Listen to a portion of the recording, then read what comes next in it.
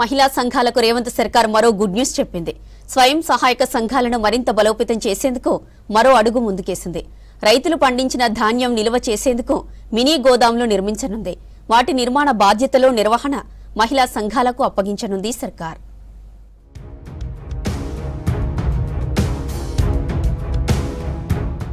రాష్ట్రంలో మహిళా సంఘాలను ఆర్థికంగా మరింతగా బలోపేతం చేసేందుకు ప్రభుత్వం మరో అడుగు వేసింది. గ్రామీణ ప్రాంతాల్లో వ్యవసాయ ఉత్పత్తులను నిల్వ చేసుకునేలా గోదాంలు కట్టించాలని నిర్ణయించింది.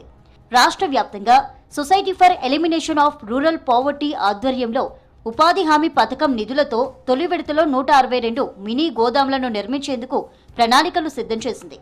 వీటి నిర్మాణ బాధ్యతలతో పాటు నిర్వహణను మహిళా సంఘాలకే అప్పగించనుంది.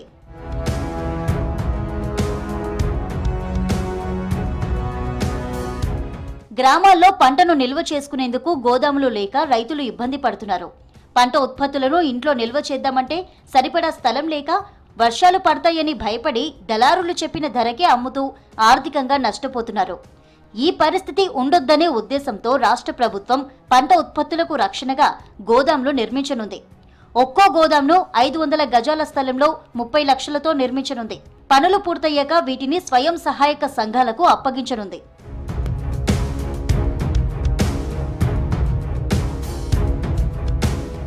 గోదాంలను రైతులకు నామమాత్రపు అద్దెకు ఇవ్వడంతో సంఘాలకు ఆదాయం వస్తుంది. రైతులు కూడా తమ ధాన్యాన్ని సురక్షితంగా నిల్వ చేసుకోవడంతో పాటు ధరలు పెరిగినప్పుడు అమ్ముకోవచ్చు. ఈ గోదాంల నిర్మాణం నిర్వహణను సెర్పు పర్యవేక్షించనుంది. దీనిపై మహిళా సంఘాలకు సమైక్యలకు శిక్షణ ఇవ్వనుంది.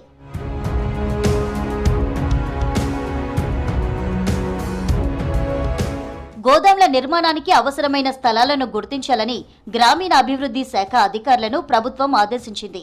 ప్రధానంగా మండల కేంద్రాలు, వ్యవసాయ ఉత్పత్తులు ఎక్కువగా వచ్చే పెద్ద గ్రామ పంచాయతీలను ఎంపిక చేస్తున్నారు. ప్రభుత్వ స్థలాలు అందుబాటులో ఉన్న చోట వెంటనే ప్రతిపాదనలు పంపాలని సూచించింది. ప్రస్తుతం జిల్లాల వారీగా డిఆర్డీఓలు, రెవెన్యూ అధికారులతో కలిసి స్థల పరిశీలనలో నిమగ్నమయ్యారు. రోడ్డు రవాణా సౌకర్యం ఉండి రైతులకు అందుబాటులో ఉండే 500 గజాల స్థలాల కోసం వెతుకుతున్నారు.